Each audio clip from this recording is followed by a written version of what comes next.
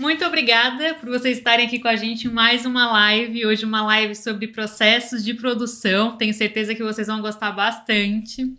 Antes de mais nada, né, para quem é novo por aqui, tá chegando agora, deixa eu me apresentar, né? Eu sou a Ari. Eu sou o Marcos. Nós temos uma marca de produtos em concreto chamada Par de Vaso. E o Par de Vaso Ensina veio então para a gente ensinar um pouco da nossa bagagem, da nossa trajetória, do que a gente vem fazendo e da nossa experiência. Temos um perfil lá no Instagram, segue lá no Instagram, galera do Instagram vem assistir a live com a gente no YouTube. Nosso Instagram é Par de Vaso Ensina, bem facinho de achar, a gente posta bem mais conteúdo lá do que por aqui, segue lá que tu vai acompanhar a gente diariamente. Também vou pedir para quem ainda não é inscrito aqui no canal se inscrever, porque aí tu vai receber um aviso sempre que a gente tiver vídeo novo. A gente também tem, gente, um grupo no WhatsApp onde a gente está colocando os materiais das nossas lives. Então já entra nesse QR Code que está aqui na tela, também está no link da descrição, para logo depois da live vocês receberem todo o material que a gente vai mostrar aqui hoje, tá? Um material bem legal, bem completo, vocês vão gostar também. Que mais de recadinhos? Pessoal do YouTube, não esqueçam de vir para o Instagram, para o contrário, o pessoal do Instagram não esquece de vir para o YouTube para conferir a live que a gente está mostrando material por lá, tá? Gente, só para lembrar também que a gente está com as matrículas do nosso curso abertas, né? Do curso Vasos de Concreto Sem Segredos. Apesar do nome, ele não é um curso só para vasos, é um curso com embasamento gigante para criar qualquer peça de concreto que tu quiseres. Esse curso é para quem está começando agora, nunca fez uma peça de concreto, mas também para quem já trabalha com isso e quer aprimorar o seu trabalho, quer tornar o seu trabalho mais profissional, resolver algum pepino, alguma questão que não entende. Ele abrange os dois públicos, que ele é desenhado bem do início até o profissional, assim mesmo. A gente desenhou ele em etapas, mostrando todo o processo, muita coisa vocês vão ver dos processos hoje aqui, a gente vai conversar, né? Mas no curso a gente traz isso muito mais aprofundado, né? Com questão técnica e a parte prática também. Se vocês quiserem saber mais sobre o curso, também tá aqui na descrição do vídeo o link para o nosso site, vai depois lá conferir com calma direitinho. Mas aproveita que a gente tem também um desconto que é só para os próximos dias, já tá acabando, na verdade. Só para janeiro a gente está com desconto de R$100. Corre então, lá se tu que quer ainda entrar, dá tempo. aproveita que dá tempo de aproveitar esse desconto, tá certo? Então, gente, hoje a gente trouxe aqui para vocês uma live sobre processos produtivos para criar peças de concreto. A gente percebeu que tem bastante gente nova chegando que não faz ideia de como funciona esse processo, né? Que não sabe por onde começar, realmente tem interesse, mas ainda tem muitas dúvidas sobre como é que é esse dia a dia, como é que funcionam as etapas, né? Então hoje a gente resolveu trazer esse conteúdo aqui para agregar para vocês. Espero que vocês curtam bastante. A gente vai dando uma espiada aqui no chat à medida que a gente vai conseguindo ao longo da live. Podem deixar perguntas, à medida que a gente conseguir a gente vai respondendo, tá? E é isso, vamos começar a nossa live então, os recados estão dados por hora. Deixa, vamos lá então. Vou trocar a tela aqui para a gente ir acompanhando, tá? A gente separou o processo de produção aqui em 9 etapas, né? Então já pode ser um susto aí para quem está começando, achando que é só misturar duas coisas e botar para secar e deu, tá pronto o teu vaso. Não, né? O processo é extenso, né? Dentro de cada etapa dessa que a gente separou aqui ainda existem outras etapas, né? A gente vai conversar mais ou menos por cima de cada uma parte da etapa desse processo para a gente entender direitinho como é que funciona, né? O processo inteiro, o processo de produção de uma peça de concreto, desde o início até o fim. É muito comum alguém vir para a gente com dúvidas específicas só com uma etapa do processo, né? Ah, eu quero saber só de secagem, eu quero saber só de impermeabilização, ou só do traço. E muitas vezes a pessoa não sabe que existem outras etapas, né? Tipo, ela não nem, por exemplo, a parte de cura é muito difícil alguém que já teve contato com esse processo. Então, quando a gente entende que o processo é maior do que a gente imagina, né? Que existem várias etapas a serem cumpridas, a gente compreende melhor, né? Como é que funciona a produção de um vaso. Então, a gente separou aqui em 9 etapas. A gente fez escolha dos materiais, preparação das ferramentas, preparação dos moldes, o traço, a aplicação da massa, processo de cura, processo de lixa, processo de secagem e impermeabilização. Agora a gente vai conversar um pouquinho sobre cada um deles. Vamos lá então, começando pela escolha dos materiais, né? Então, quando a gente vai fazer uma peça em concreto, primeiro a gente precisa decidir, né, que peça que a gente vai fazer. vai ser um vaso, vai ser uma vela, vai ser uma base, né? Vai ser uma luminária. Então, essa é a primeira coisa que a gente precisa pensar, porque é a partir daí que a gente vai começar a montar, né, o processo de produção, já que cada uma peça, né, vai ter um processo, tem o mesmo processo de produção, mas com algumas características diferentes. Então, a gente vai entender que peça que a gente vai fazer. Vamos supor que a gente vai fazer um vaso, né? Então, a gente vai decidir que vaso que a gente vai fazer. Esse vaso a gente consegue fazer, às vezes, pelo formato dele ser mais simples, né, um modelo mais padrão, a gente consegue utilizar para fazer como molde aí potes, né? A gente consegue usar aí até alguma coisa que a gente já tem em casa aí. No começo a gente pegou todos os nossos potes aqui da cozinha, né, para fazer as primeiras peças e utilizou eles para fazer. E super serve, tá? Principalmente nesse começo, quando a gente está testando, para não ter que ficar comprando molde, não gastar com isso. Super rola de tu começar desse jeito, assim. Se é uma peça que já tem um formato mais específico, né? Algumas especificações de formato ali que não consegue replicar com um pote, talvez você vá pegar um molde de silicone, né? Você pode comprar um molde pronto, você pode criar o seu próprio molde, você pode fazer um molde de madeira, enfim, existem As possibilidades são gigantes. Várias maneiras de você fazer isso. Dependendo do produto que você vai fazer, você precisa usar um ou precisa usar outro, às vezes você consegue adaptar com alguma outra coisa. Então, a partir do momento que você escolheu o molde, uma coisa que a gente já consegue decidir também é a questão dos agregados, né? As pedrinhas que a gente vai usar nesse molde. Porque dependendo do tamanho do molde, né, da parede dele, é o que vai ditar se tu vai conseguir usar uma pedrinha maior ou uma pedrinha maior. A gente sempre vai colocar o agregado, as pedrinhas, né, até o maior tamanho, né, que a parede do vaso ali permitir, para a gente ter uma variação de agregados aí na nossa peça e ter mais resistência na nossa peça. Eu pulei ali para o agregado, mas vamos voltar aqui também. Então a gente falou da qual peça que a gente vai fazer, do molde.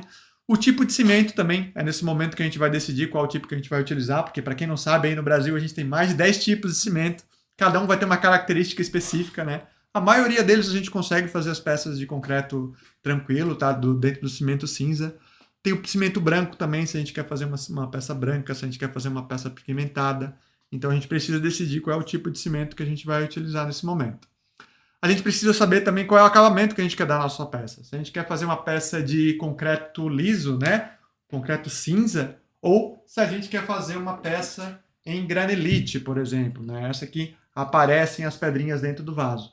A gente já precisa decidir isso agora, porque é nesse momento que a gente vai escolher os agregados, as pedrinhas que a gente vai usar na composição do nosso traço, né? Então a gente já precisa ter isso em mente. Se a gente quer fazer o granelite, quais são as pedrinhas que a gente quer que apareça, quais são as pedrinhas que a gente quer que não apareça. Então é nesse momento que a gente decide isso. Depois dos agregados, depois de toda essa composição, a gente vai decidir se a gente vai usar algum aditivo na nossa produção. Existem diversos aditivos que a gente pode usar para a produção do vaso de concreto. O aditivo plastificante é o mais comum, né? O que ajuda a gente a deixar a massa mais molinha, mas tem aditivo impermeabilizante, aditivo incorporador de ar, enfim, existe uma variedade de aditivos que a gente pode estar utilizando para produzir nossa peça. Então, esse é o primeiro passo. Decidindo essas coisas, a gente vai para o próximo. Ô Marcos, é legal lembrar por que é tão importante a gente pensar em todos esses detalhes com carinho e atenção, né? Porque depois que a gente inicia o processo, depois que a gente começa, a gente não pode decidir no meio do caminho trocar o tipo de cimento, né? Enfim, poder até pode, né? Mas vai atrapalhar bastante o teu processo. Às vezes tu vai ter que sair para comprar alguma coisa, vai ver que faltou o material. Perde o dia de produção, né? É muito Quantas comum. vezes, né? Antes da gente ter mapeado, né, todas essas etapas do processo de produção, era muito comum eu estar lá no meio do processo e faltar uma coisa. Aí eu tenho que sair para comprar essa coisa, volto, às vezes perde uma tarde de produção. Vocês vão ver mais para frente que tem tempos ali que a gente precisa respeitar, que a gente não pode atrasar. Então, quanto mais a gente tiver isso definido na nossa mente, né, o processo de produção, menos erros a gente comete durante o processo, mais tempo a gente ganha e mais certeza, né, da qualidade da nossa peça a gente tem. Então, realmente é um processo que a gente precisa entender do começo ao fim, tá? Então, passando aí das escolhas dos materiais, a gente vai para o próximo passo, que é a preparação das ferramentas, né, que a gente vai utilizar para o nosso processo de produção. Primeiro a gente separa os materiais, agora a gente vai usar as ferramentas e outros objetos que a gente vai estar usando que auxiliam a gente na produção. Primeira coisa, gente, tá? Antes daquela etapa já, porque se tu vai botar a mão em cimento, se tu vai mexer com alguma coisa desse tipo, tu vai precisar de EPIs. Para quem não sabe, EPI, né, é a sigla ali para equipamento de proteção individual. São todos os aparatos aí que a gente coloca pra gente se proteger, né, gente? O cimento, ele é um pó muito fino, então facinho ele vira poeira. Se você inalar ele, vai dar problema pra você, tá? Ah, mexi só umas 2, 3 vezes no cimento e nunca deu nada. Tudo bem, mas agora se você está fazendo... Não tudo bem, né? Você já precisa usar, mas agora se você está fazendo isso com frequência, mexendo com esse material com frequência, você precisa utilizar luva, máscara, óculos, né? Quando está trabalhando com alguma ferramenta que faz barulho, protetor auricular também, né? Avental para não entrar em contato com a pele, sapato se você está usando, está andando em algum ambiente que está sujo com concreto, processo de lixa e tal. Até uma bota, às vezes, a gente precisa utilizar. Então, primeira coisa, saúde, gente. Cuidar com os EPIs. Depois você vai começar a separar e limpar tudo que tu vai usar no teu processo de produção, tá? Todas as pás, colheres, potinhos, baldes, bacias, recipientes. E vocês vão ver depois que vocês começam a trabalhar com isso, que são vários, gente. Vários mesmo. E é muito comum no meio do processo tu tá trabalhando e faltar um potinho para medir tal coisa ou para botar alguma coisa que você mediu. E se isso não está limpo, mesma coisa, tu vai ter que parar, tem que lavar, tem que secar essa peça, porque não pode ficar botando peça molhada junto com o cimento. Então, vai dar problema, vai atrasar a tua produção. Então, antes disso, vê tudo que tu vai utilizar, separa tudo, os medidores, todos os recipientes que tu vai usar e deixa separadinho. O misturador aqui, né? Caso você vá fazer um processo de mistura que não seja manual, né, também precisa ser lavado antes de cada processo, limpo e seco para ele não interferir também na água que tu vai usar lá na frente na tua receita. Tua mesa vibratória também, tu precisa deixar ela limpa. Além de deixar ela limpa, dependendo do tamanho do vaso ou da peça de concreto que você está fazendo, você precisa ajustar a potência de vibração dela, né? Então você já tem que pensar nisso previamente, se ela já tem um ajuste, para você saber que às vezes você botou lá no processo de vibração mais forte da mesa, a hora que tu coloca uma peça pequenininha ali, ela começa a jogar concreto para tudo quanto é lado. Então você precisa reduzir isso para ter uma vibração efetiva ali na tua peça, né? Se tu deixar para fazer isso na hora, é mais uma coisa que tu vai perder tempo e pode atrasar a tua produção. Lembra que tu vai estar de luva, tu já vai estar com massa na mão. Depois o Marcos provavelmente vai falar alguma coisinha, mas a massa tem um tempo para trabalhar, não dá para ficar esperando, então tem que estar tudo alinhadinho já antes, já. Quanto mais arredondadinho a gente tem esse processo, mais organizado for, menos problema você vai enfrentar no caminho, tá? Então preparamos todas as ferramentas, limpamos tudo, separamos tudo, agora a gente vai para a próxima etapa, né? Que é a preparação também dos moldes, né? Então a partir do momento que a gente decidiu o que a gente vai fazer, vai ser um vaso, vai ser uma luminária, vai ser uma base de concreto, né? Enfim, você vai pegar esse molde e você vai preparar ele. Se você já usou ele alguma vez, você precisa limpar, você precisa secar, você precisa montar em alguns casos, né? Se você vai fazer um molde de madeira, por exemplo, tem toda a montagem do molde de madeira. Às vezes você está trabalhando com molde e contramolde, né? Existem uns de fibra também que a gente precisa montar, parafusar. Tudo isso tem que deixar pronto antes. Você não pode fazer isso depois que você fez a massa, porque senão vai dar problema, a gente já vai ver mais pra frente por quê. Então, monta o teu vaso. No caso, tu está trabalhando com potinhos, né? Se você já fez alguma vez, você já reparou que você vai ter a parte de fora do seu vaso, né? Que vai ser o teu molde, e você vai precisar de um contramolde, que vai fazer o buraquinho das plantas, né? Então, são duas peças que você precisa colocar. E esse contramolde, você precisa colocar um peso dentro dele, né? Alguma coisa que faça ele, quando você enfiar dentro da massa, ele fique, né? Ele não tente subir de novo, né? Então você já prepara isso, já preenche esse contramolde, já deixa tudo separadinho, para na hora que você for fazer a sua peça, só colocar o concreto ali e já está tudo certo, tá? Uma vez que você preparou esse molde, limpou ele, preencheu os contramoldes, você precisa aplicar alguma espécie de desmoldante, né? Existem alguns moldes de silicone, né, que você não precisa aplicar o desmoldante. Na real, o fabricante fala que você não precisa, tá? Mas pela nossa experiência aqui, principalmente se é um molde que tem algum detalhamento, você precisa sim aplicar um desmoldante. A gente aplica em todas as tiragens aqui, porque isso vai ajudar também a ter uma vida útil maior do teu molde, né? Preservar o material, não né? vai rasgar quando tu desmoldar. Então, tem que aplicar um desmoldante pra gente não grudar, né? Nada no nosso molde. Antes de seguir para o próximo, já vai para a próxima etapa? Antes de seguir para a próxima, deixa eu só aproveitar, gente, para reforçar alguns recados, tá? Quem tiver no Instagram, vem assistir no YouTube, que a gente está mostrando as telas com mais informações, fica mais completinho, tá? O link tá na bio. E aqui já tem gente mandando algumas perguntas no chat. Eu vou aproveitar para responder pelo menos uma aqui, Marcos. Tá. 2, vamos lá. Como faço para limpar a vasilha de mexer o cimento? A vasilha que mexe o cimento? A maceira, né? O recipiente que tu tá usando para limpar o concreto, para fazer o concreto, né? O ideal é que tu tenha um recipiente para cada tipo de receita. Por exemplo, a gente aqui tem recipientes que a gente faz o concreto cinza, a gente tem o recipiente que a gente faz o concreto pigmentado e a gente tem o recipiente que a gente faz o concreto branco. Por quê? Mesmo que você limpe assim que você usa, né? Como eles são de plástico, né, eles vão criando ranhuras ali, é muito comum ficar impregnado, né? Algum pouquinho da massa anterior, né? Ou depois de um tempo ficar algumas casquinhas ali que você não consegue tirar. Então o ideal é que você tenha um recipiente para cada tipo de massa. Um para branca, né? Para não sujar de nenhuma cor. O do concreto cinza que tu vai utilizar. Ou do pigmentado também deixar separado. Mas as peças de concreto, tudo que a gente mexe com concreto, assim que a gente termina de usar, a gente tem que lavar. Em seguida, tá? Porque senão você vai acabar perdendo peça aí, porque esse concreto vai secar, vai grudar na tua peça, às vezes tu até consegue tirar, mas é um trabalho danado.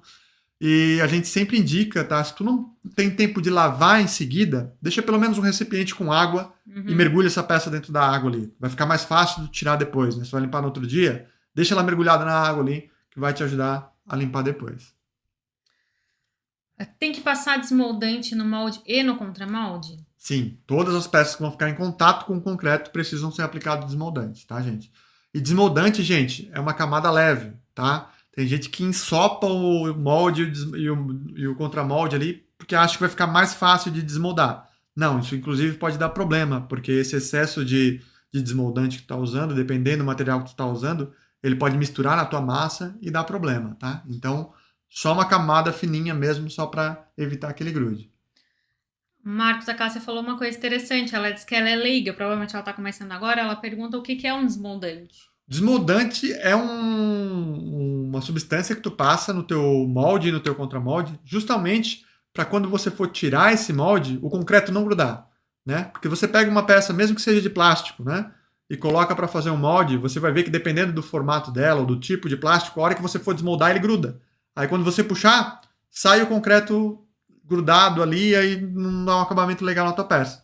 Então existem produtos que a gente coloca no nosso molde, no nosso contramolde para evitar que isso aconteça. Eles são os desmoldantes, né? Existem desmoldantes específicos para concreto, né? Mas você pode utilizar outros produtos, como vaselina líquida. A gente usa bastante aqui na nossa produção, na maioria dos casos.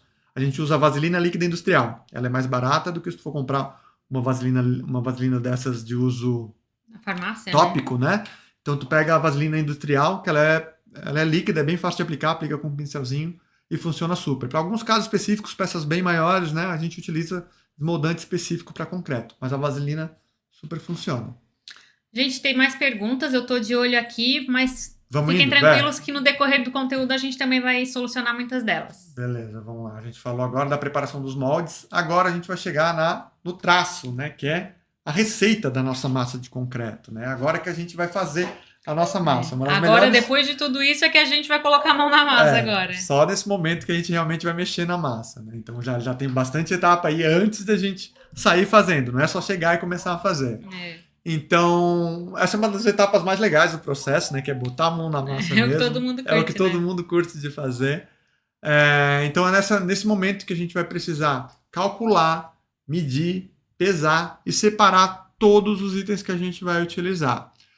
É muito importante que isso já esteja separado, cada um no seu recipiente, né, para você só misturar. Por quê?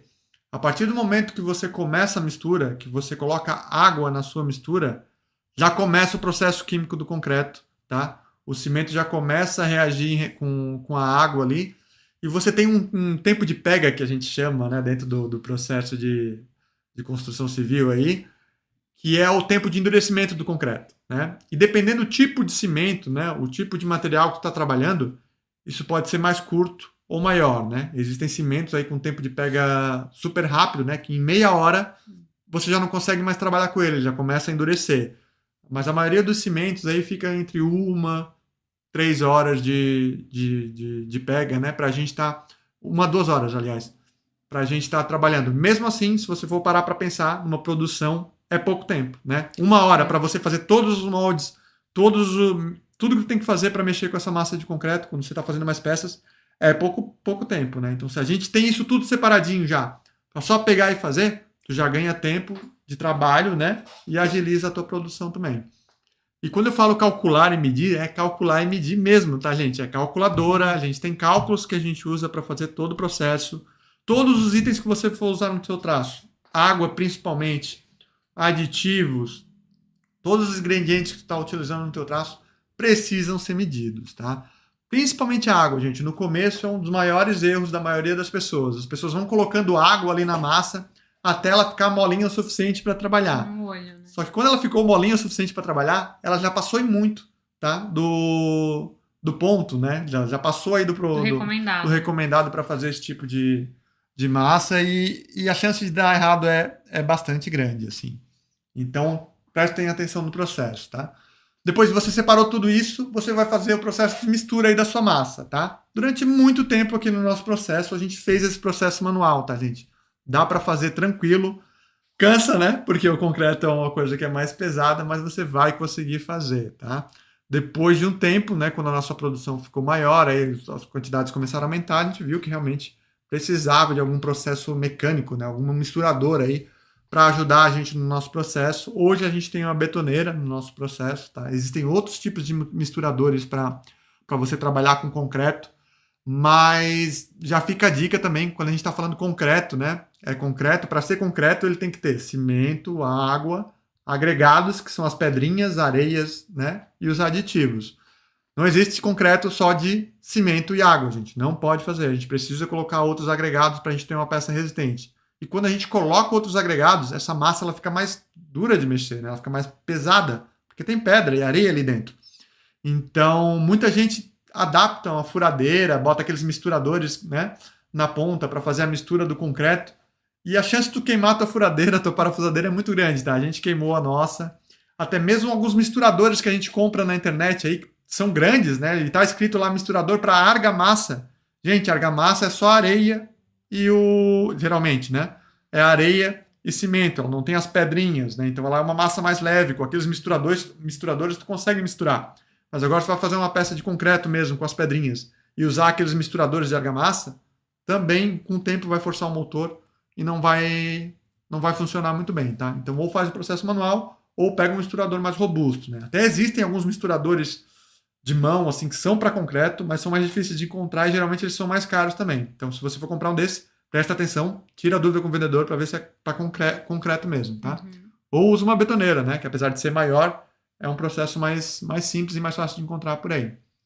Então, a gente vai fazer essa nossa mistura, vai misturar a nossa massa e vai reservar ela numa maceira, né? Que é esse recipiente onde a gente coloca a nossa massa. Lembra da dica ali, já veio da dúvida da outra pessoa ali, que é escolher uma maceira para cada tipo de massa que você for fazer, para não ficar contaminando uma com a outra, tá?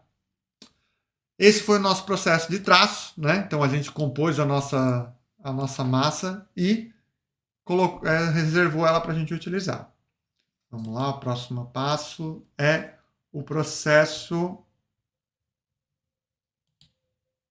Deixa eu ver Quando aqui. tu coloca direitinho, deixa eu avisar, só lembrar pessoal do Instagram para vir pro YouTube, tá, gente? Que a gente tá com tela lá mostrando, material bem completo. Apareçam por lá, o link tá aqui na bio. Fechou. Aqui tá. Botei a ordem errada aqui. Vamos lá. Depois do processo de massa ali, né? De a gente fazer o nosso traço, a gente vai fazer a aplicação dessa massa no nosso molde, tá? Eu pulei para o processo de cura, mas é depois desse. Então agora a gente vai despejar essa massa dentro do nosso molde, né, gente? Então, caso você está trabalhando com molde e contramolde, é nesse momento também que você coloca a massa dentro do molde e você precisa posicionar esse contramolde dentro da tua peça. Tu vai fazer isso e assim que tu fizer isso, tu vai vibrar esse molde. Tu vai precisar de uma mesa vibratória. É um equipamento que é literalmente isso, é uma mesa que vibra. Tudo que você coloca em cima dela, ela vai vibrar, ela vai ajudar a tua massa a assentar melhor dentro do teu molde, vai te ajudar a trabalhar com contramolde, você consegue colocar o contramolde com mais facilidade quando você tem uma mesa vibratória, vai tirar o excesso de bolhas, né? Existe um tempo ali que a gente consegue controlar, onde a gente quer um pouco mais de bolhas, um pouco menos de bolhas, né? Isso a gente consegue variar também no processo de vibração. Depois que a gente faz esse processo de vibração, a gente vai precisar reservar esse nosso molde com concreto em cima de uma superfície que esteja plana e nivelada. E isso é muito importante, né? No começo, quando a gente começou a produzir a nossa peça, a gente produzia numa área da nossa casa que tinha uma caída, né? Tipo, para caída d'água, né? E a gente colocava o nosso molde ali e depois, com o tempo, a gente foi ver que os moldes sempre ficavam tortinhos, né? Porque o cimento, mesmo que você tenha feito o processo de vibração, quando você coloca ele numa superfície, se ela é inclinada, ele começa a inclinar também. Então você precisa ter uma superfície plana, nivelada, para você colocar esse cimento ali e ele continuar no nível que você deixou, tá? O que acontece às vezes também é que a superfície onde a gente coloca, os ateliês, as oficinas, às vezes não estão bem limpinhas. E pode ter uma pedra, uma sujeirinha, que às vezes deixa o molde torto. Isso já aconteceu aqui, né? É um detalhe pequeno, mas acontece. Sempre varre muito bem, quando está colocando no chão, né? Varre muito bem essa região. É muito comum cair pedacinhos de cimento da produção anterior, né? Quando você está com a mão suja de cimento, vai lá, coloca o teu molde e ficou aquele concretinho ali no final, né? Aí quando você vai no outro dia, tem uma pedrinha de concreto colada ali no piso. Então você tem que raspar aquilo ali ou evitar colocar, né? A gente, de tempos em tempos, tem que sair raspando o chão ali para tirar os concretos que ficam por ali, naquela região. Ô Marcos, antes de eu seguir para o próximo, o pessoal está perguntando bastante sobre a mesa vibratória, que é uma curiosidade realmente, né? Queria que tu respondesse para eles rapidinho a importância da mesa, se ela é realmente fundamental, indispensável, e se a gente consegue improvisar essa mesa, né? Sim, gente, a gente consegue improvisar. Inclusive, no curso, a gente ensina vocês a fazer uma do zero, tá? Gastando menos de R$200 para produzir. Sendo que uma mesa vibratória, se você for procurar uma que funcione para concreto mesmo, não baixe de R$3.000, né? Além de ser um trambolho, é uma coisa industrial. Né? Não cabia aqui na nossa produção quando a gente foi orçar para comprar. Foi daí que a gente teve que se virar e fazer a nossa própria, tá? Então, a gente ensina de uma maneira passo a passo mesmo, todo parafusinho, tudo como é que monta, você consegue montar em casa aí com muitas coisas que você já tem aí na sua casa, já adapta para usar. São materiais que tu já vai aproveitar de outras coisas para fazer ela, bem fáceis. Isso, e quando a gente ensina ela, a gente também ensina um truque bem rapidinho, né, para você fazer uma ferramenta que você tem na sua casa, provavelmente com uma furadeira, né, você consegue fazer, mas é uma temporária, né, ela vai funcionar, mas não é o ideal, mas a gente ensina também. E ela é indispensável, gente, para o processo de produção, porque ela agiliza muito. Por mais que você tenta dar batidinha com uma madeira, ou até mesmo use uma ferramenta, né, uma lixadeira treme-treme, muita gente faz isso, né, e coloca em contato com o molde, tá longe de ser o ideal, gente. Quando a gente começa a trabalhar com vaso de concreto, vocês vão ver que a mesa vibratória é uma mão na roda por vários motivos, né. Um dos principais é porque quando você aprende a fazer o traço corretamente, como eu comentei ali, medir tudo certinho, você vai ver que a quantidade de água que você tem que usar é muito menor do que você está acostumado a utilizar, tá? A gente usa um aditivo plastificante que vai fazer com que ela fique mais molinha sem usar muita água, né? Mas mesmo assim ela é uma massa mais dura do que a gente está acostumado a ver por aí. A mesa vibratória vai ajudar tu a colocar essa massa no teu molde e colocar o contramolde, mesmo que ela esteja mais dura, tá? Sem ela, tu passaria muita dificuldade para colocar um contramolde, principalmente, no teu molde, tá? Então, ela realmente se faz necessária no processo de produção. Sem contar que o acabamento é outro, tá, gente? É outro nível de acabamento. Assim, quem gosta de vaso lisinho, com pouca bolha, aquela coisinha mais... acabamento bem perfeitinho, assim... Grande parte disso é por causa da mesa vibratória. Não é só isso, mas ela ajuda muito, muito mesmo. Ajuda bastante, tá? Então, fechou, a gente aplicou a massa no nosso molde, né? Próximo passo, então, é a cura, né? Como a gente comentou no começo ali, muita gente nem sabe desse processo, né? O que é o processo de cura? Gente, o processo de cura é quando a gente intervém na secagem do concreto com a intenção de retardar essa secagem, fazer com que ela aconteça da maneira mais lenta possível. O que vai, né, contra o instinto da maioria das pessoas que estão começando. Com a gente também era assim. Quando a gente fazia o nosso vaso, a gente queria que ele secasse o mais rápido possível para a gente poder desmoldar e já ter uma peça pronta, né? A gente é super curioso, a gente ali super ansioso para ver como é que fica a peça. No começo, geralmente é assim. Mas a gente precisa retardar esse processo, gente. Porque se esse vaso seca de uma maneira muito rápida, ele vai se tornar um vaso muito mais poroso e muito menos resistente. Por quê? Quando a gente coloca a nossa água lá no nosso traço, na nossa mistura, né? E mistura na nossa massa, bota essa massa dentro do molde, depois bota esse molde para secar. Quando essa água seca, né, ela evapora, ela permeia o teu vaso, aí vai criando aí o que a gente chama de vasos capilares, né? Ela vai permeando o teu vaso, fazendo ele ficar todo oco, né? Todo furadinho, todo poroso, e evapora muito rápido e sai essa água e cria esses caminhos dentro do teu vaso. O que não é interessante por diversos motivos. Aumenta a chance de trinca, aumenta a chance de esfarelamento da tua peça fica porosa, às vezes tu vai dar a lixa, vai lixar, tu não consegue dar um acabamento liso porque ela está muito porosa, não importa o quanto tu lixa, qual lixa tu usa, ele não fica bom.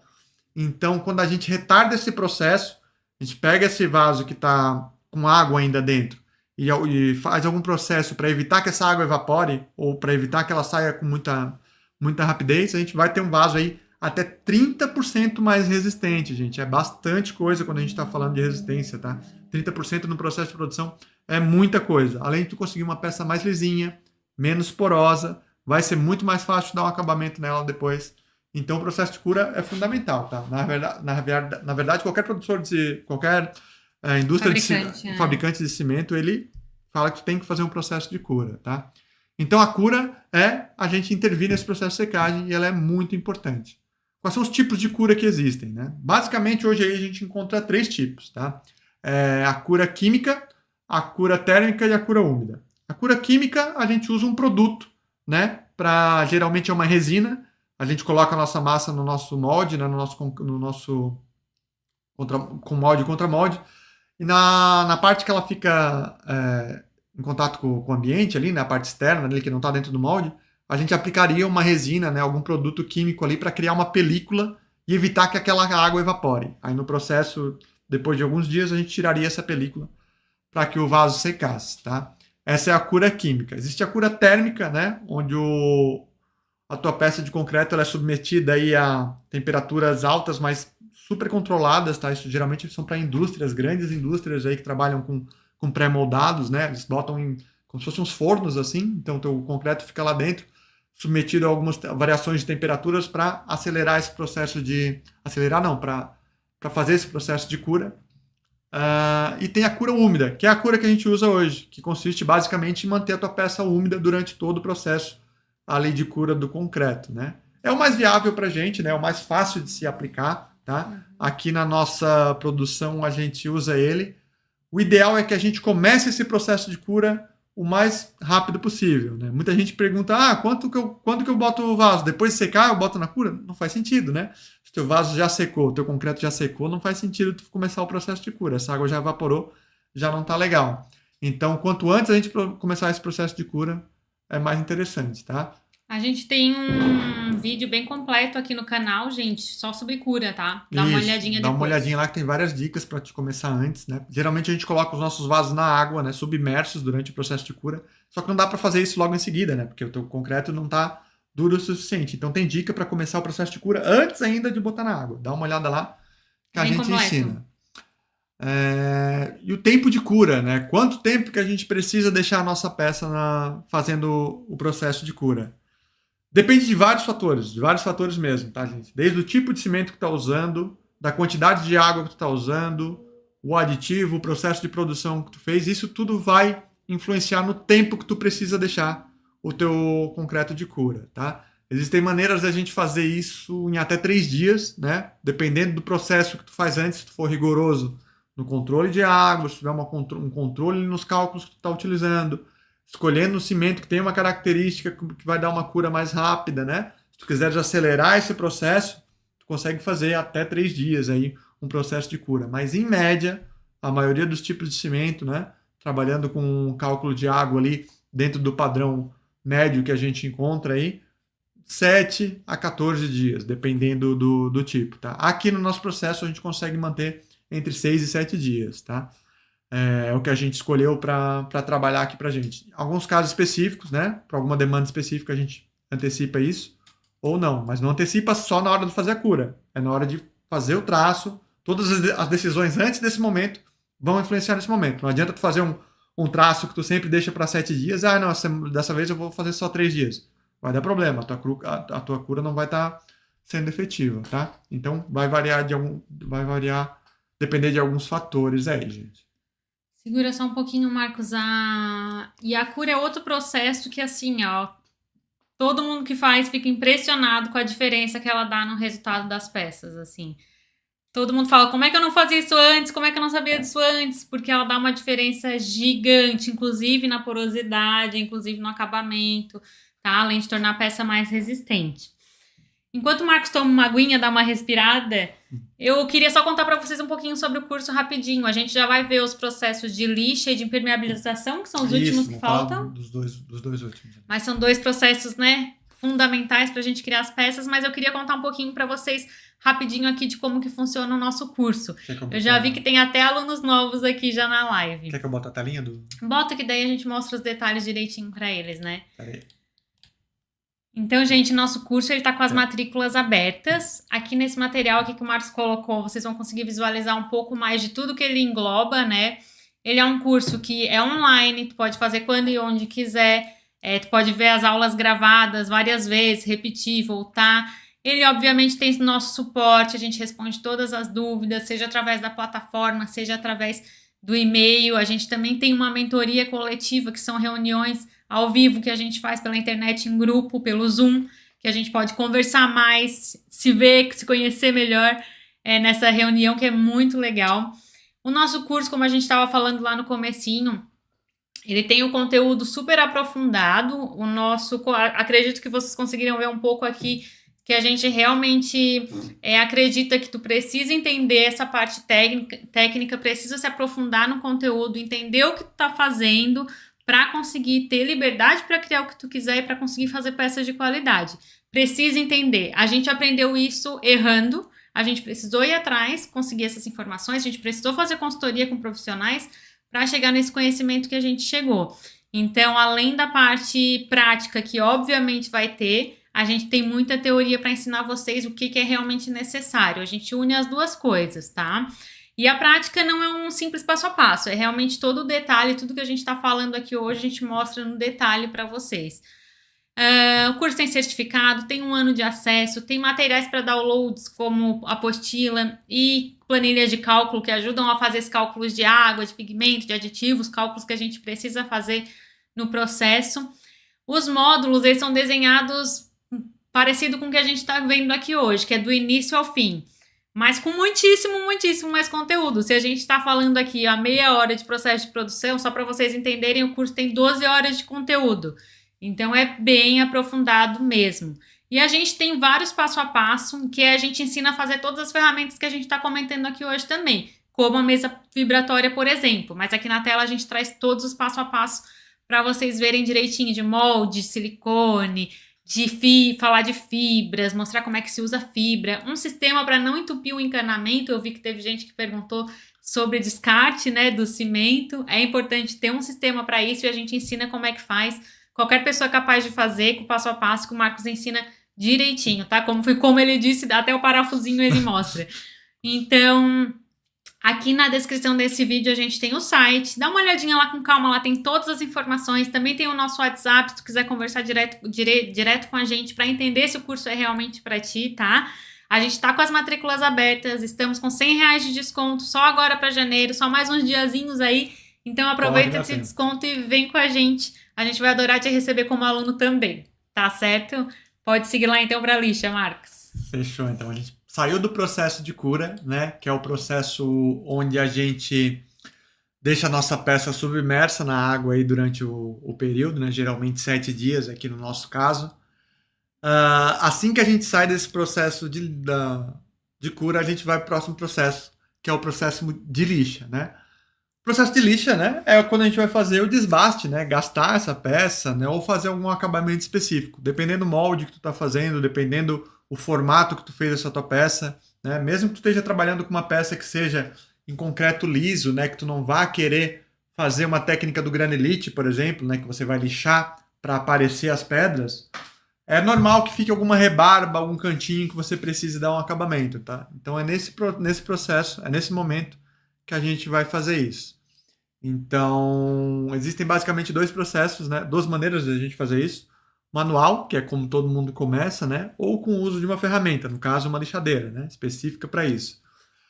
No começo dá para a gente começar a fazer o processo manual, principalmente se a gente está fazendo só esses acabamentos de rebarba e tal, Mas se você já fez o processo de granilite, né, que a gente mostrou no começo, que é quando a gente lixa a nossa pedra, a nossa peça de concreto, para aparecer, né, as pedrinhas que a gente usa no nosso processo de produção, né?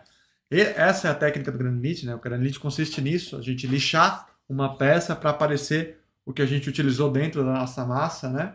Quando a gente vai fazer isso no granilite, vocês vão reparar que até dá para fazer manualmente, só que é muito trabalhoso, gente. Assim, tipo, principalmente tá, Cansa, principalmente tá cansa. pensando em fazer para vender as peças, né? Você vai ver que com o tempo não é viável, né? Não é saudável você Inclusive fazer para as isso. costas, né? Super vale você usar agora no começo, vai lá, faz para você Para entender a entender, né? técnica, ver como é que funciona. Super rola, né? Pra gente também foi assim no começo, mas para vocês terem uma ideia, a gente fazia o granilite, mas não vendia porque a gente via que não era viável. A gente só começou a vender o granilite depois que a gente criou o processo com a lixadeira, que realmente chegou no acabamento fininho. A gente viu que era possível realmente fazer mais peças sem ficar quebrado depois, né? Sem ficar todo dolorido. Então, comecem no processo manual, mas assim que possível, tá? Vão para um processo aí com uma lixadeira, tá? Vai fazer muita diferença no teu processo.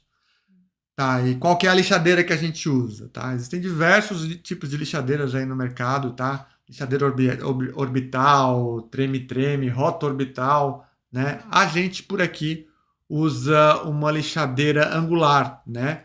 Ela é uma lixadeira maior, ela é uma lixadeira mais robusta e ela tem mais força, né? Para lixar uma peça tão rígida, né? Quanto o concreto. Se tu usa uma lixadeira dessas orbital, treme-treme, tu vai reparar que para uma finalização, assim, para um polimento, né, tu até consegue dar o acabamento com ela, mas para a parte de desbaste mesmo, né, se tu quer fazer a técnica do granilite, que vai gastar mesmo a peça, tu precisa de uma lixadeira mais robusta, né? Então as lixadeiras angulares são as mais indicadas para isso. Se a gente está fazendo peças menores, né? A maioria das peças que a gente produz aqui na nossa peça, Na nossa produção. isso na nossa produção, a gente usa a lixadeira na forma de bancada, né? Onde a lixadeira fica fixa em uma bancada. Em vez de você vir com a lixadeira e lixar a sua peça, é a peça que vai até a lixadeira. Isso agiliza muito, fica muito mais fácil de você fazer isso com uma ferramenta fixa, né?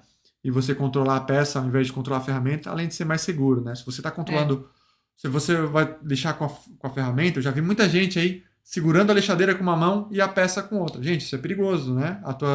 A tua ferramenta, né? Por mais que depois que você aprende a usar ela, você tem controle, você consegue controlar melhor, você não pode usar uma ferramenta dessa com uma mão só, né? Não pode segurar a peça com uma mão e a outra lixadeira, né? O risco de ter algum acidente é grande, né? A gente precisa sempre, quando está usando a ferramenta, empunhar ela com as duas mãos para a gente ter controle e segurança. Por isso que a gente optou também para fazer essa lixadeira em forma de bancada, né? E você consegue adaptar qualquer lixadeira para uma lixadeira de bancada, inclusive no curso a gente ensina a adaptar uma ferramenta que nem é uma lixadeira, que muita gente tem em casa aí também, que é uma furadeira ou uma parafusadeira. Você consegue adaptar ela numa bancada para ela virar uma lixadeira para você, que vai ajudar. A gente usou durante algum tempo, o primeiro passo que a gente deu em direção à lixadeira foi com uma ferramenta adaptada. Só depois que a gente foi usar uma lixadeira. Não é uma solução assim para sempre, mas para começar para começar excelente. já rola, né? Enquanto você não compra essa outra ferramenta. A gente ensina também como fazer essa lixadeira que você vai comprar depois, também adaptar ela para fazer na bancada, né? A gente ensina os dois, tanto adaptar uma furadeira como fazer uma lixadeira, também virar uma lixadeira de bancada, e isso vai agilizar muito aí o teu processo, tá?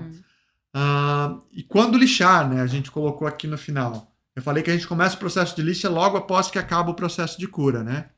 Mas isso a gente faz quando a gente está trabalhando com uma lixadeira. Porque a lixadeira ela tem o poder de lixar a peça, mesmo que ela esteja mais rígida, né? Mais dura.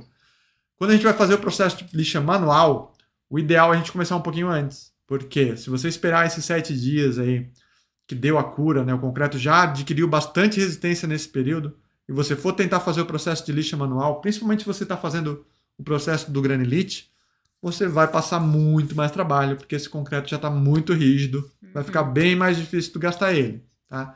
Então, se você vai fazer o processo de lixa manual, começa antes. Ali 2 dias depois, provavelmente, dependendo do tipo de cimento que você está usando, do traço que você fez, às vezes até no dia seguinte, né? Dependendo da tua composição, quais foram os produtos que você usou na sua peça, você consegue fazer isso no dia seguinte. Então, quanto antes vocês começar o processo de lixa no processo manual, melhor. Já no processo de lixa é o contrário. Se você tenta lixar com a lixadeira lá no segundo, terceiro dia, ela pode acabar lascando a tua peça, né? Porque ela gira numa velocidade, né, relativamente alta. Ela literalmente come um pedaço. Isso, aí tu vai colocar ali, ela lasca, tu não consegue dar um acabamento bem fino. Então você precisa que essa peça já esteja rígida o suficiente para poder fazer o acabamento na lixadeira. Dica extra, acho que tu não comentou, Marcos, sempre lixar com a peça molhada. Ah, sim. Por isso que a gente indica já sair depois do processo de cura, porque a peça está encharcada, né? Isso agiliza muito. Mas não só isso, tá? A lixadeira é ideal. Ah, é verdade, eu falei ali dos tipos de lixadeira, né? A lixadeira ela é orbital, mas o ideal é uma lixadeira orbital que trabalhe a úmido, né? É uma lixadeira que ela tem uma composição diferente no corpo dela para evitar risco de choque elétrico, né? Já que a gente está trabalhando com água. Uhum. E ela já tem um sistema de irrigação dentro dela, né? Então você pluga uma mangueirinha nela e ela já solta água direto no disco, né? Isso vai agilizar muito o nosso processo, vai fazer com que a gente consiga dar um acabamento melhor nas nossas peças, vai evitar aí o superaquecimento do disco, né? Quando ele está lixando, vai durar mais tempo o teu disco de lixa, vai evitar que faça poeira, porque se você for lixar uma peça a seco com uma ferramenta dessa, vai levantar poeira para tudo quanto é lado, vai sujar todo o ambiente. Se você está trabalhando com a lixadeira úmido, essa poeira não vai para o ar, né? Ela mistura com a água e já vai direto para o chão, né? Então não fica aquela poeira no ambiente. Você controla melhor a sujeira também. Uhum. Então precisa ser uma ferramenta que trabalhe a úmido, tá? É o ideal para a gente fazer esse processo de lixa. Fechou? Então a gente fez o nosso processo de lixa. Estamos quase terminando a peça. Agora sim, terminamos de fazer a lixa, agora que essa peça vai secar. Então a gente interviu até agora, impediu que essa peça secasse, ficou na cura para ela adquirir a resistência necessária. A gente fez o processo de lixa e agora sim a gente vai para o processo de secagem da nossa peça, gente. E aqui também tem dica, não é simplesmente botar essa peça no sol ali para secar. Mesmo que você tenha feito o processo de cura durante esses 7 dias, essa secagem dessa água que está ali dentro da cura não pode acontecer de um jeito muito rápido, tá? A gente não pode acelerar esse processo. Então, não pega a tua peça e bota no sol para secar. Não pega e bota ela numa frente do ventilador. Ou mesmo num ambiente com muito vento. Isso vai fazer ela evaporar muito rápido. E mesmo que você tenha feito o processo de cura, pode diminuir a resistência da tua peça. Então deixa ela secada no ambiente ao abrigo da luz do sol ali, para ela ir secando naturalmente, tá? Uhum. Quanto tempo demora para secar? Depende de alguns fatores também, né? Do tipo de cimento, da composição do traço, né? De tudo que você fez até agora vai influenciar no tempo de secagem também. Geralmente, tá? Peças pequenas aí, tipo um vaso como esse daqui, tá? 3 a 4 dias para secar completamente. Gente, precisa secar completamente, tá? Bem sequinho. Porque vocês vão reparar que assim que você desmoldar a peça e colocar ela em algum lugar para secar, vai dar algumas horas, ela já vai mudar o aspecto dela, né? Porque ela está bem encharcada, né?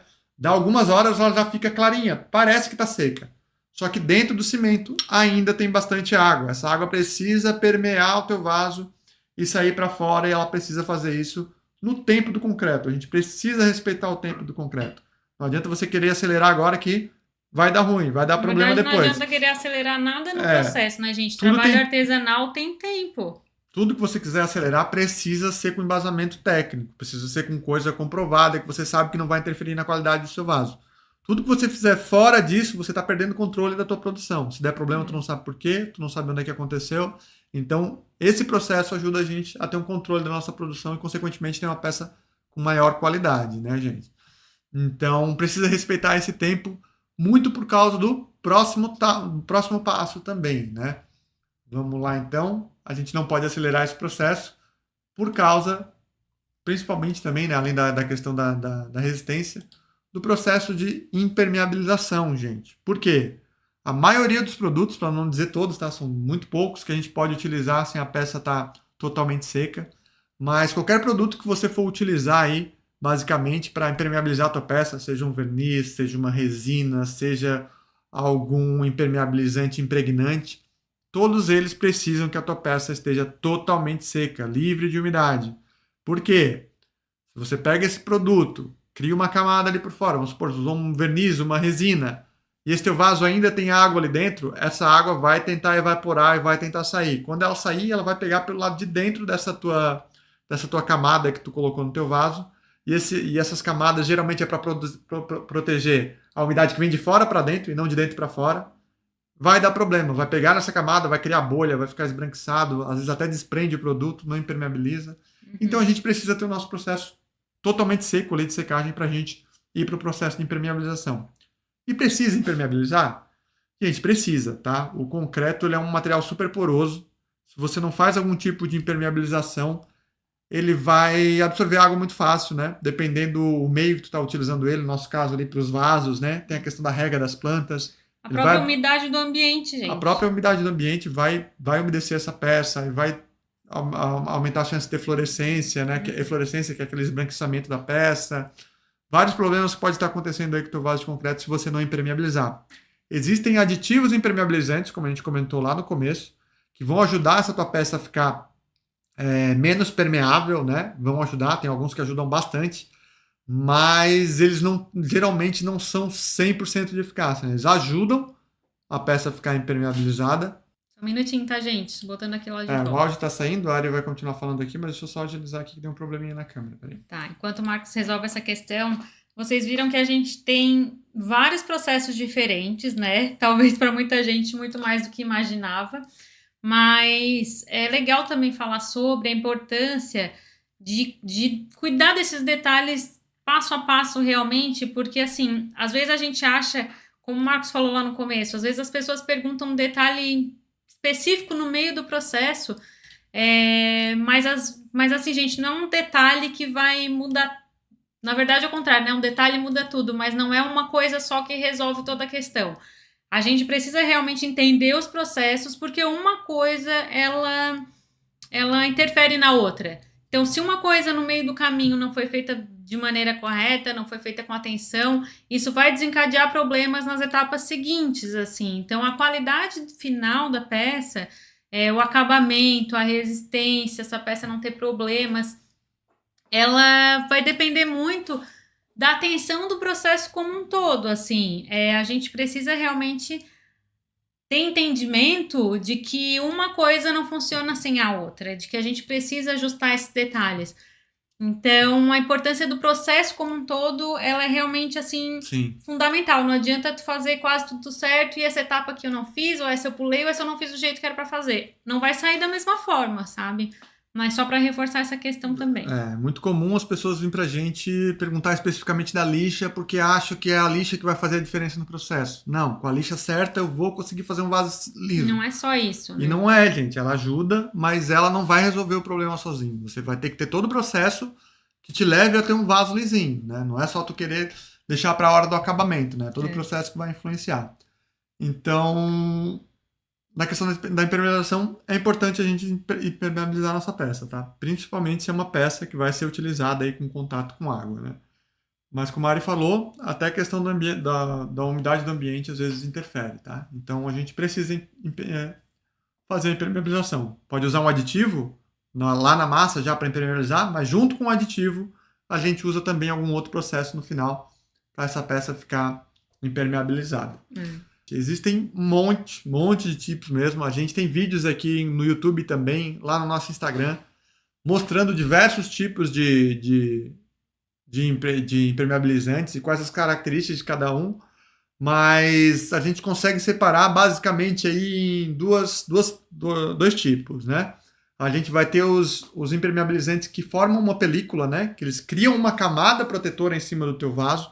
Consequentemente, eles tiram a característica original do concreto, né? O aspecto original, ou vão deixar ele, pode ser um acabamento liso, né? Brilhante, brilhoso, pode ser um acabamento fosco, né? Mas eles criam uma camada protetora em cima desse teu vaso. Ó. É o caso das resinas, né? E dos vernizes. Susto aqui que foi esse despertador. No caso das resinas e dos vernizes, né? Despertador só pra saber que já deu 1 hora de live, tá? Já deu 1 hora. Nossa, a gente programando 40 minutos aqui, olha. Se deixar, a gente vai falando, né, gente? Mas, enfim, esse é o último processo, então, que a gente tá falando. Existem os produtos que criam camada, que vão deixar uma camada em cima do teu vaso, aí, da tua peça de concreto. E existem os produtos com ação impregnante, né? Que eles vão penetrar na tua peça, vão ajudar com a impermeabilização, né? E vão manter a característica do concreto. Tu olha para a peça, parece que ela não foi passado nada, assim, parece que ela tá o concreto cru, né? Mas ainda assim ele vai estar protegendo a tua peça. Qual usar? Vai da decisão de vocês, tá? Depende do caso também, né? Para uma peça que tu sabe que vai estar em contato direto com a água, por exemplo, a parte interna dos vasos, a gente usa, em alguns casos, a resina, né? Porque ela impermeabiliza melhor. Mas a gente não gosta de passar resina pelo lado de fora, por exemplo, porque a gente gosta da característica do concreto. Então, por fora, a gente usa um produto que é impregnante, né? Ele é um hidrorrepelente, ele vai impedir que a água absorva com facilidade na parte de fora. Mas por dentro ele não tem uma eficácia tão grande, então por dentro a gente aplica a resina. Às vezes você pode usar os dois produtos em conjunto. É uma questão estética, se tu quiser botar a resina pelo lado de fora também vai funcionar, vai estar protegendo. A gente prefere usar o impregnante por fora e a resina por dentro. Então vai de gosto mesmo, gente. Então temos uma peça pronta aqui agora, né? Nos estendemos muito mais do que a gente imaginava, mas para fechar eu queria ler 2 comentários bem legais que vocês deixaram aqui no chat. Primeiro da Andrea, da marca As Velas, que é nossa aluna. Ela comentou que para fazer uma peça com qualidade tem que estudar e praticar. Eu sou aluna e super indico o trabalho deles. Melhorou muito minhas peças e adquiri um conhecimento muito mais aprofundado. Obrigada, Andrea. E a Estherzinha também deixou um comentário muito legal, que ela disse que ela tá aqui quietinha pensando. Eu tava tão enganada achando que era só assistir uns videozinhos, começar a fazer peças e vender. Vocês estão explodindo minha mente com tanta informação boa. Que bom, a gente fica muito feliz. É realmente isso, esse é o conceito que a gente traz aqui hoje. Obrigada a todos os alunos novos que já estão aqui na live com a gente também, sejam todos muito bem-vindos. E agora a gente espera vocês com a gente no curso, né? Tem muito mais coisa do que a gente viu aqui. O link está aqui na descrição. Tem outros links importantes também, como o link do grupo do WhatsApp, para vocês pegarem essa apresentação que a gente vai mandar daqui a pouquinho, tá? Já entra agora, que daqui 5, 10 minutinhos a gente está mandando a apresentação lá. E a gente vai mandando os avisos das próximas lives, dos próximos materiais que a gente está trazendo para vocês. Tá certo? Muito obrigada por estarem aqui com a gente. Bom descanso para todo mundo. Um beijo e até a próxima. Tchau.